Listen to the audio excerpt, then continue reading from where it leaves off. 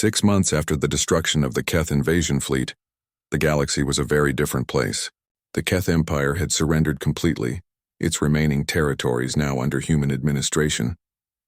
Colonel Minho's ground forces occupied former Keth worlds, ensuring that the transition from military dictatorship to human oversight proceeded smoothly.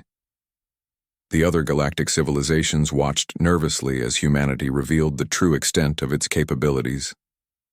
What they had thought was a peaceful species of explorers had turned out to be the most sophisticated military power anyone had ever seen. The deception was perfect, Elder Zektani admitted during a meeting of the Vallani High Council. They appeared exactly as weak as they needed to appear. Even our most experienced intelligence analyst found no signs of their true strength. Talvana sat quietly in the council chamber, still struggling with the betrayal she felt. The humans had saved her people from Keth conquest, but they had done it through lies and manipulation that shattered every assumption the Vallani had about their new allies. "What do we do now?" asked Mortek. "We cannot fight them. Their military superiority is absolute. But can we trust them after what they did? The question," said Elder Zektani slowly, "is whether we have any choice but to trust them." On Earth, President Nari was dealing with similar questions from her own people. The civilian population had been shocked to learn about the massive military buildup that had been conducted in secret for decades. Some praised the government's foresight, while others worried about what other secrets were being kept. "The galaxy is not a safe place," she explained during a global broadcast. "Our choice was to remain weak and hope for the best, or to become strong enough to protect what we value. We chose strength, but we also chose to use it responsibly." Admiral Yejun was reorganizing the former Keth territories according to human strategic doctrine. The most dangerous weapons were being destroyed or moved to secure locations. Former Keth military officers were being retrained or retired. The civilian populations were being introduced to human concepts of individual rights and peaceful governance. "Resistance has been minimal," he reported to the Earth Defense Council. "Most former Keth citizens seem relieved to be free of their military dictatorship. The transition is proceeding ahead of schedule." Captain So Young commanded the occupation forces around the former Keth capital world. Her massive dreadnought served as both a symbol of human power and a guarantee that the old regime would never return. "The Keth military culture was based on fear and brutality," she observed. "Without that foundation, their society is actually adapting to human administration quite well." But the most complex challenge was managing the relationship with the Vallani Republic. Their trust had been shattered, but their cooperation was still valuable. Both species benefited from continued scientific and cultural exchange, even if the political relationship had changed completely. Dr. Boram continued her research with Veltar and other Vallani scientists, but the easy friendship they had shared before was gone.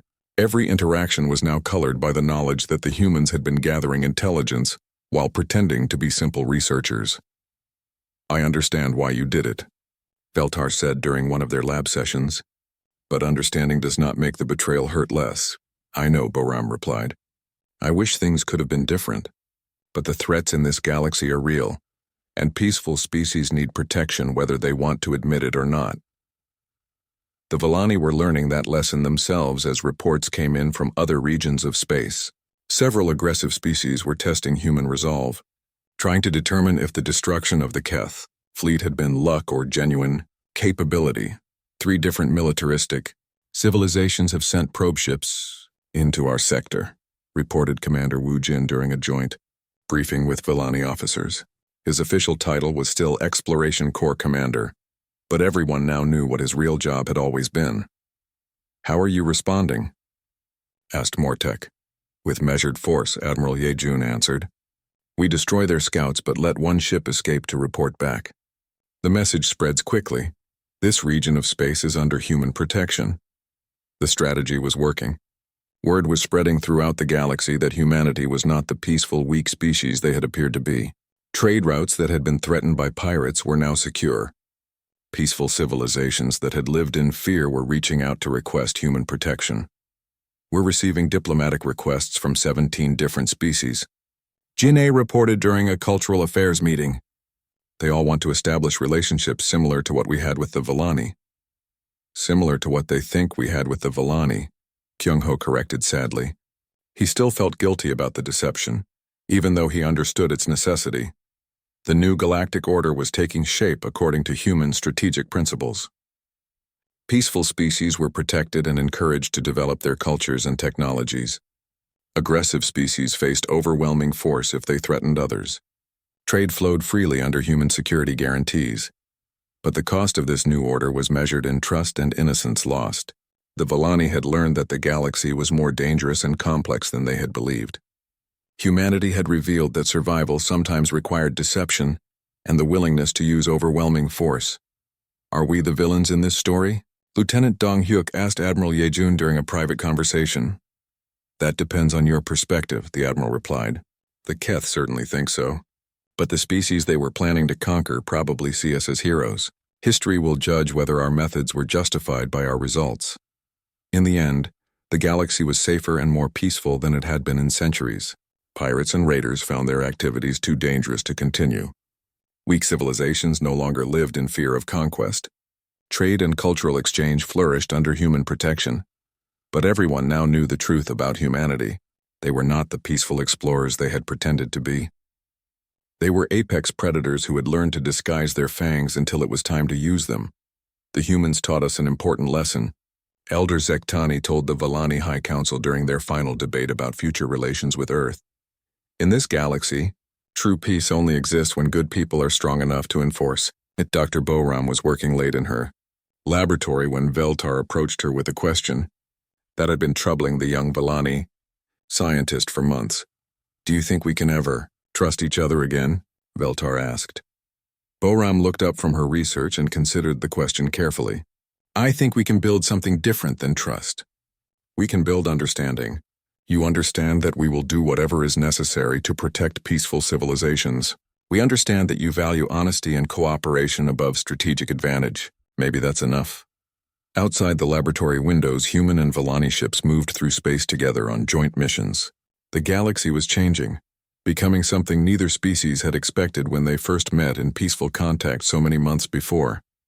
The age of human galactic dominance had begun, built on a foundation of calculated deception and overwhelming force. Whether it would lead to lasting peace or eventual tyranny remained to be seen. But for now, the galaxy was safer than it had been in 1,000 years. And sometimes safety required predators to hide among the sheep until it was time to bare their teeth. The seventh day arrived with Keith warships moving into attack formation around Volani colonies. Drakmor sent his final ultimatum, giving both species 1 hour to surrender unconditionally. On the bridge of her flagship, Talvana prepared to send a desperate message asking for more time to negotiate. She never got the chance. Space around the Keth fleet suddenly filled with new contacts as dozens of massive ships decloaked simultaneously. These vessels were nothing like the exploration ships the galaxy had seen from humanity. They were enormous, dark, and covered with weapon systems that dwarfed anything in the Keth arsenal. The largest ship opened a communication channel, and a human face appeared on screens throughout the system. Admiral Yejun looked nothing like the peaceful diplomats and scientists the Volani had been working with. His expression was cold, calculated, and completely in control. Keth vessels, this is Admiral Yejun of the Earth Defense Force. You are trespassing in space under human protection. Withdraw immediately or face the consequences. Drakmor's response was immediate and predictable. Humans. You dare threaten the Keth Empire with your pathetic exploration ships? We will destroy you first, then deal with your Volani pets. These are not exploration ships, Yejun replied calmly. As if to demonstrate his point, one of the human dreadnoughts fired a single shot at a Keth scout vessel. The alien ship simply ceased to exist, vaporized by energy weapons that operated on principles the Keth had never seen before. On her bridge, Talvana stared in shock at the tactical display. The human fleet that had appeared was massive. Over 80 capital ships, each one larger and more heavily armed than anything in known space. Where had they come from? How long had humanity been hiding this capability? Kyung-ho, she called desperately on their private communication channel. What is happening? Where did these ships come from? The human ambassador appeared on her screen, and for the first time since she had known him, he looked genuinely sad. I'm sorry, Talvana. We couldn't tell you the truth, not until we knew what threats existed in the galaxy. You lied to us, she whispered. About everything. Not about everything, Kyung-ho replied. Our friendship is real. Our desire for peace is real, but our commitment to survival comes first. Captain So-young commanded the dreadnought Earth's Hammer, positioned at the center of the human formation. Her ship alone carried more firepower than the entire Keth invasion fleet. She watched the enemy try to reorganize their forces to face this unexpected threat. Admiral, the Keth are attempting to form a battle line, she reported. Destroy their command ship, Yejun ordered. Make it clear that resistance is futile. The Earth's Hammer fired its main batteries. The Keth flagship, which had seemed invincible minutes before, broke apart under the assault. Secondary explosions lit up space as its ammunition stores detonated. Drakmor survived the destruction of his flagship, escaping in an emergency pod that was immediately captured by human forces. When he was brought before Admiral Yejun, the Keth war prince was no longer arrogant and threatening. This is impossible, he snarled. Our intelligence said you were a peaceful species with no military capability. Your intelligence was designed to reach that conclusion, Lieutenant Dong Hyuk explained from his position at the intelligence station. The young officer looked uncomfortable with the deception, but carried out his duties efficiently. For the past 18 months, we have been monitoring all Keth communications and fleet movements, Yejun continued. We know the location of every one of your bases, the strength of your forces, and the identities of your leaders. We have been preparing for this confrontation since before we made contact with the Villani.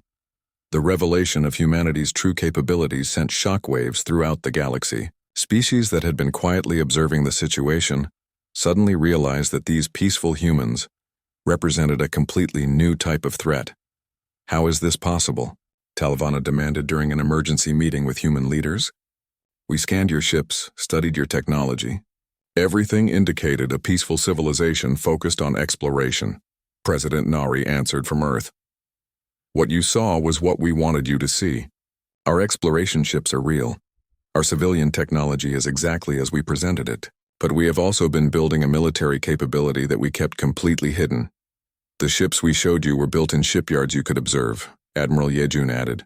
The ships you're seeing now were built in facilities positioned where no one would accidentally discover them. Even our own civilian population doesn't know the full extent of our military preparations. Mortek, the Villani military advisor, was studying tactical displays with growing amazement and horror. The level of planning required for this deception, you must have been preparing for decades. 73 years, confirmed General Taeyang. Ever since we first detected artificial signals from space. We knew other species existed, but we didn't know if they would be friendly or hostile, so we prepared for both possibilities. The human strategy became clear as more details emerged. Every cultural exchange, every scientific collaboration, every piece of information shared with the Villani had been part of a larger intelligence-gathering operation. Human scientists had mapped Villani industrial capabilities. Human diplomats had identified key political leaders.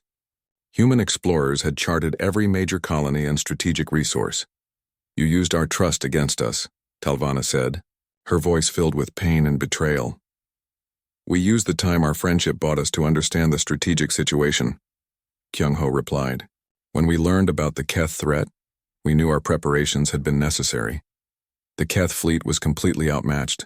Ships that had terrorized peaceful species for centuries were destroyed or captured within hours. The surviving Keth officers were brought aboard human vessels for interrogation, their computers seized and analyzed.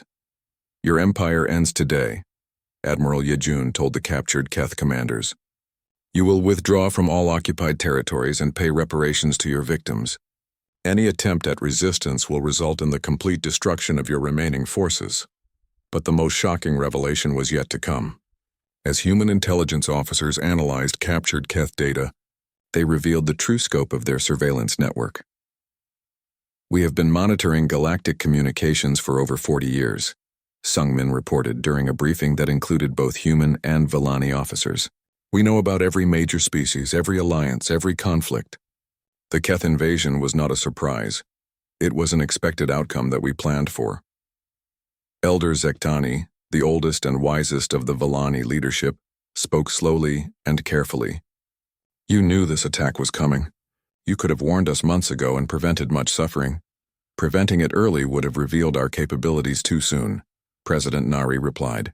We needed the Keth to commit fully to their attack so we could eliminate the threat completely. A partial victory would have left them as a future problem. The cold calculation behind humanity's strategy was becoming clear. They had not simply prepared to defend themselves. They had orchestrated events to achieve maximum strategic advantage with minimum risk to human lives. The galaxy would never be the same. The message arrived on all frequencies at the same time. It was broadcast to Earth, to the Vallani homeworld, and to every ship in the local star systems. The voice was harsh and commanding, speaking in a language that universal translators struggled to process clearly. I am War Prince Drakmor of the Keth Empire. We claim dominion over this sector of space. All species within our new borders will submit to Keth authority or be destroyed. Kyung-ho stood in the emergency meeting room aboard the New Horizon, staring at the holographic display that showed the speaker. Drakmor was massive, covered in dark scales with red eyes that seemed to burn with anger. Behind him stood rows of Keith soldiers in black armor, their weapons clearly visible. The Vallani Republic will provide tribute of 1 million energy units per year and accept Keth governors for all major colonies. The human species will provide 10,000 workers for our mining operations and surrender all military vessels. Talvana appeared on another screen, broadcasting from her ship near Earth. Her usually calm expression showed fear and anger. This is unacceptable. The Vallani Republic has done nothing to threaten the Keth Empire. We are a peaceful people. Drakmor's laugh was like grinding metal. Peace is weakness. Weakness invites conquest. You have 7 days to agree to our terms or face the consequences. The transmission ended, leaving both species to deal with the threat. Within hours, emergency meetings were happening on Earth and throughout Vallani space. The peaceful relationship between humans and Vallani suddenly became a military alliance against a common enemy. We need to stand together, Talvana said during a joint conference call with Earth's leaders. Separately, we are too weak to resist the Keth. Together, perhaps we can find a diplomatic solution. President Nari of Earth appeared calm and concerned. We agree completely. Humanity stands with our Vallani friends against this aggression. What do you know about Keth military capabilities? Mortek provided the briefing. The Keth Empire controls 17 star systems. Their fleet consists of approximately 200 heavy warships and over 1,000 smaller vessels. They are technologically advanced and completely ruthless. What about their ground forces? Asked General Tae Yang, appearing via secure transmission from Earth's military headquarters. Unknown exactly, but estimated at several million soldiers across their empire. They prefer direct assault tactics and do not take prisoners. The numbers were sobering. Even if humans and Vallani combined all their resources, they would be greatly outnumbered. The Vallani had maybe 50 ships with defensive capabilities, while Earth's official fleet consisted of 30 exploration vessels with minimal weapons. Over the following days, Keth ships began appearing throughout the local systems. They were dark, angular vessels that looked like weapons themselves. Unlike Vallani ships that curved gracefully or human ships that balanced form and function, Keth vessels were built for one purpose: destroying enemies. They're positioning themselves around our major colonies, reported Commander Wu Jin during a strategy meeting. Classic encirclement tactics. They want to cut off our escape routes before they attack. Intelligence Officer Sung Min, who had been quietly gathering information for months, suddenly became much more active. He asked detailed questions about Keth fleet movements, weapon capabilities, and command structures. When Vallani officers wondered why a cultural exchange coordinator was so interested in military matters, he explained it was for evacuation planning. If we need to move civilian populations quickly, we need to know where the threats are, he said reasonably. The Vallani accepted this explanation because they trusted their human allies completely. They shared everything they knew about Keth tactics and technology, hoping it would help both species survive. Meanwhile, Drakmor sent additional messages that grew more threatening each day. He mocked both species as weak pacifists who would learn to serve or learn to die. The Keth seemed to take particular pleasure in intimidating peaceful civilizations. Your human friends cannot help you, Drakmor told the Vallani in one broadcast. They have no real military. Their ships are exploration vessels with mining lasers. When we arrive, they will surrender immediately or be destroyed in minutes. This assessment seemed accurate to outside observers. Earth's visible fleet was indeed composed of lightly armed exploration ships. The Volani military was even weaker, consisting mainly of patrol vessels designed for rescuing stranded travelers. Talvana and Kyung-ho met frequently during this crisis period, trying to find diplomatic solutions. Both knew that their species were not prepared for war against a militaristic empire like the Keth. Perhaps we could offer them something they want more than conquest, Talvana suggested. Technology, trade agreements, territory that we do not need. We can try, Kyung-ho agreed. But from what you've told me about the Keth, they respect only strength. Offers of compromise might be seen as further weakness. Behind the scenes, human intelligence gathering intensified dramatically. Every Keth ship movement was tracked and analyzed. Communication intercepts revealed their battle plans and target priorities. Sungmin worked 18-hour days coordinating with other operatives throughout human space. The Keth planned to attack in 3 waves, he reported to his superiors via encrypted channels. First wave targets Volani military installations to eliminate resistance. Second wave occupies major colonies and population centers. Third wave begins systematic strip mining of resources. The Volani shared their own intelligence freely, not knowing that human operatives were cross-referencing everything with data gathered from hidden observation posts throughout the galaxy. As the deadline approached, both species prepared for the worst. Volani civilian ships began evacuating non-essential personnel from outer colonies. Human exploration vessels took on additional supplies and prepared emergency evacuation protocols. We will not abandon you, Kyung-ho promised Talvana during what might be their final diplomatic meeting. Humanity and the Volani Republic will face this threat together. I know, Talvana replied, though her voice carried sadness. I only wish we had more time to build our friendship before being tested by war. On the 6th day, Keth forces began moving toward their attack positions. Long-range sensors showed the enemy fleet organizing into battle formations. The war would begin soon. In hidden facilities throughout human space, encrypted messages flashed between military commanders.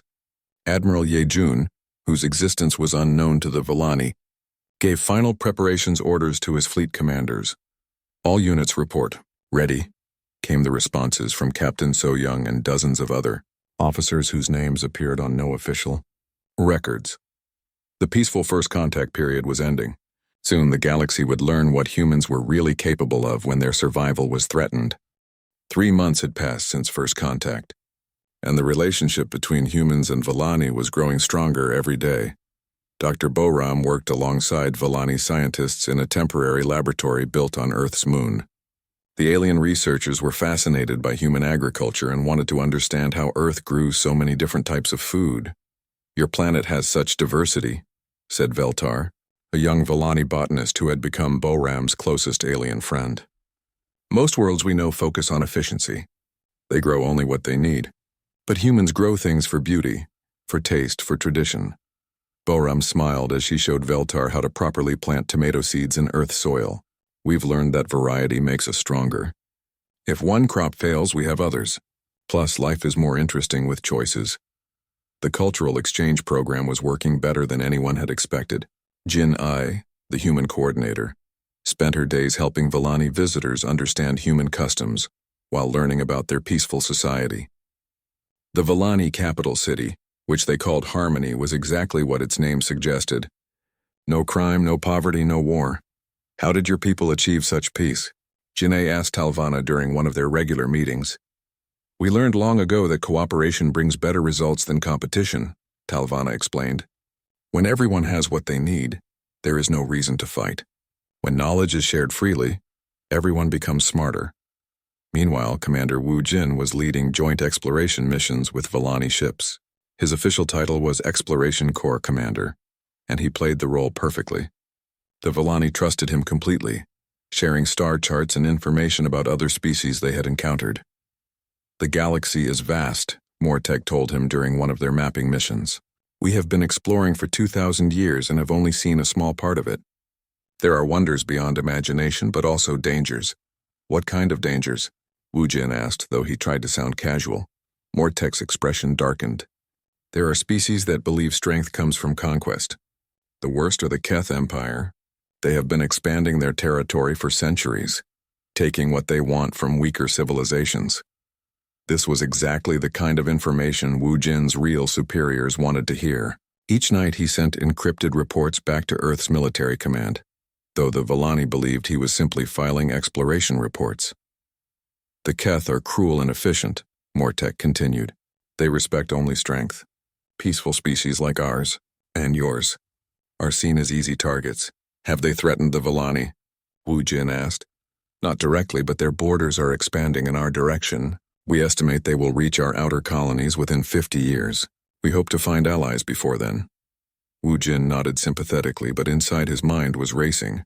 50 years was not very long in galactic terms. Earth's strategists would want to know everything about this threat. The exchanges continued. Villani shared their clean energy technology, which could power human cities without any pollution. Human engineers were amazed by how elegant and simple their solutions were. In return, humans shared their art, music, and literature. The Villani were particularly fascinated by human stories about heroes and adventures. Your fiction is so violent, Veltar said to Boram one day as they worked in the lab, but also exciting. We do not tell stories about war or fighting. Our stories are about discovery and cooperation. Humans have a complicated relationship with conflict, Boram admitted. We know it's destructive, but we also find it interesting to think about. During these months, more Villani ships arrived in Earth's solar system. They brought additional scientists, artists, and diplomats. Each ship was carefully observed by hidden human sensors, though the Villani never noticed. Their technology was advanced in many ways, but they seemed to have no experience with military surveillance. The Villani shared more sensitive information as their trust grew. They provided detailed maps of local star systems and information about trade routes. They explained which species were friendly and which were dangerous. They even shared communication frequencies used by various galactic civilizations. We want you to be prepared for the wider galaxy, Talvana told Kyung-ho during one of their meetings. Humanity should not encounter hostile species without warning. We're grateful for your guidance, Kyung-ho replied. Earth wants to be a good neighbor to all peaceful species. The Villani also revealed more about their military capabilities, which were exactly as limited as they appeared. Their ships had defensive shields and could run away quickly, but they had no real weapons. Their ground forces were basically police officers trained to handle minor disputes. We have not fought a real war in over 800 years, Mortek admitted to Wu Jin. Our young people do not even know how to fight. We depend on diplomacy and the goodwill of other species. This information was immediately transmitted to Earth in Wu Jin's secret reports. The human military was building a complete picture of Villani's strengths and weaknesses, though the aliens had no idea. As the months passed, genuine friendships developed between individuals from both species. Boram really did care about Veltar and the other Villani scientists. Jin-A enjoyed learning about their peaceful culture. Even Kyung-ho found himself genuinely liking Talvana and hoping for continued cooperation. But underneath the friendly exchanges, other things were happening. Human intelligence operatives, disguised as cultural attachés and trade representatives, were gathering detailed information about Villani society. They mapped their cities, studied their technology, and identified their leaders and decision-makers. The Villani, trusting and peaceful by nature, shared everything freely. They had no concept of strategic deception because they had never needed such skills. When humans asked questions about their infrastructure or government, the Villani answered completely and honestly. Your people are so curious about everything, Talvana commented to Kyung-ho one day. Your scientists want to understand our energy systems. Your engineers ask about our ship construction. Your sociologists study our government structure. Such enthusiasm for learning.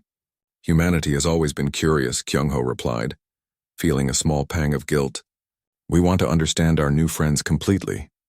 Meanwhile, in the outer reaches of the solar system, construction was proceeding on schedule.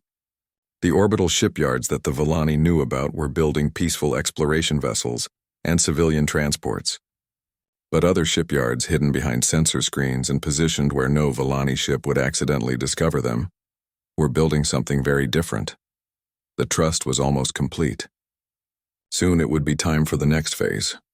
Kyung-ho stood at the observation window of the New Horizon, watching the alien ship grow larger in the distance. His hands shook slightly as he adjusted his diplomatic uniform one final time. This was it. Humanity's first official contact with another intelligent species. The Volani vessel was beautiful in a way that human ships were not. It curved like a flower petal, painted in soft blues and whites. No sharp edges, no aggressive angles. Everything about it spoke of peace and grace. Kyung-ho hoped the humans looked equally peaceful to their new visitors. "Sir, they're requesting permission to dock," reported Hyejin from her station. The young scientist had been chosen for this mission because of her calm nature and quick mind. She would be documenting everything for history. "Grant permission," Kyung-ho said. His voice was steady despite his nerves. "And remind everyone to follow protocol exactly. No sudden movements, no weapons visible anywhere." The docking process took 20 minutes. During that time, Kyung-ho reviewed his notes one more time. The Volani had made first contact 3 weeks ago with a simple message broadcast across multiple frequencies. They spoke of peace, of scientific exchange, of friendship between the stars. It was everything humanity had hoped for in a first contact scenario. When the airlock finally opened, Kyung-ho got his first look at an alien being. Talvana was tall and slender, with pale blue skin that seemed to shimmer in the light. Her large eyes were kind, and when she smiled, Kyung-ho felt some of his tension fade away. She moved with grace, accompanied by 2 other Volani who stayed respectfully behind her. "Ambassador Kyung-ho," she said in perfect English, though her accent was musical and strange. "I am Talvana of the Volani Republic. We are honored to meet the children of Earth." "The honor is ours," Kyung-ho replied, bowing slightly as they had practiced. "Welcome aboard the New Horizon. We hope this will be the first of many meetings between our peoples." Talvana's companion, who introduced himself as Mortek, seemed more cautious. His eyes moved constantly, taking in every detail of the human ship. Kyung-ho noticed but tried not to worry about it. It was natural for military advisors to be careful. The first few hours were spent in the ship's main meeting room. Talvana explained that the Volani had been traveling between stars for over 2,000 years. They had met many species, some peaceful, some not. The galaxy was a large place full of wonders and dangers. "We were pleased to receive your peaceful transmissions," Talvana said. "So many species we encounter are focused on war and expansion. It is refreshing to meet others who value science and culture." Hyejin leaned forward with excitement. "We've dreamed of this day for centuries, to learn that we're not alone, that there are others who share our love of knowledge. It's everything we hoped for." The Volani seemed genuinely touched by human enthusiasm. They shared holographic displays of their homeworld, a planet of crystal cities and floating gardens. Their technology was clearly advanced, but it was all used for creation, not destruction. Their ships were explorers and traders, not warships. In return, the humans shared their own achievements. Earth's music seemed to fascinate the Volani most of all. When Kyung-ho played a recording of a symphony, Talvana closed her eyes and swayed slightly to the rhythm. "Your species creates such emotional complexity and sound," she said. "We have music, but nothing so. Passionate. There is something powerful in the human spirit." As the day progressed, the conversation turned to more practical matters. The Volani offered to share their clean energy technology and advanced medical techniques. They were particularly excited about human art and literature, which they found much more diverse than their own cultural expressions. "We would like to establish a permanent exchange program," Talvana suggested. "Our scientists could work together. Our cultures could learn from each other. Perhaps some of your people could visit our worlds and some of ours could visit Earth." Kyung-ho felt his heart lift with hope. This was beyond their best-case scenarios. "We would be honored to accept such an arrangement." Mortek finally spoke up. "We must discuss practical concerns. What is your military situation? The galaxy can be dangerous for peaceful species." Kyung-ho had prepared for this question. "We have defensive capabilities, of course, but our focus has always been on exploration and scientific advancement. We prefer diplomacy to warfare." This answer seemed to please both Volani. Mortek relaxed visibly, and Talvana smiled broader. "This is why we are so hopeful about our peoples working together," she said. "Too many species solve their problems with weapons. It is rare to find others who choose the path of wisdom." The meeting continued for several more hours. They discussed trade possibilities, cultural exchanges, and joint scientific projects. The Villani were particularly interested in human biodiversity and wanted to study Earth's many different ecosystems. As the day ended, Talvana prepared to return to her ship. "This has been a wonderful beginning," she said. "I will send word to our council immediately. I believe they will approve of expanding our relationship." "Our government will be thrilled with this news," Kyung-ho replied. "When can we expect your next visit?" "Soon," Talvana promised. "Perhaps next time we can bring some of our finest scientists and artists. And maybe you could arrange for us to speak directly with your leaders on Earth?" "I'm certain that can be arranged," Kyung-ho said. After the Villani left, the human crew gathered in the meeting room to discuss what had happened. Everyone was excited and hopeful. This was exactly the kind of first contact they had dreamed of. "They're so peaceful," Yejin said. "Did you see their ship? No weapons that I could detect, just exploration and research equipment. They seem genuinely interested in cooperation," added Lieutenant Commander Wu Jin, who had been quietly observing throughout the meeting. "Though we should be careful not to reveal too much too quickly." Kyung-ho nodded. "We'll proceed slowly and carefully, but this is a good start. A very good start." As the New Horizon prepared to return to Earth with the historic news, none of the crew mentioned the coded messages that had been transmitted to other human ships positioned throughout the system. The Villani ship was being tracked and monitored by sensors they could never detect. The first contact had gone perfectly. Perhaps too perfectly.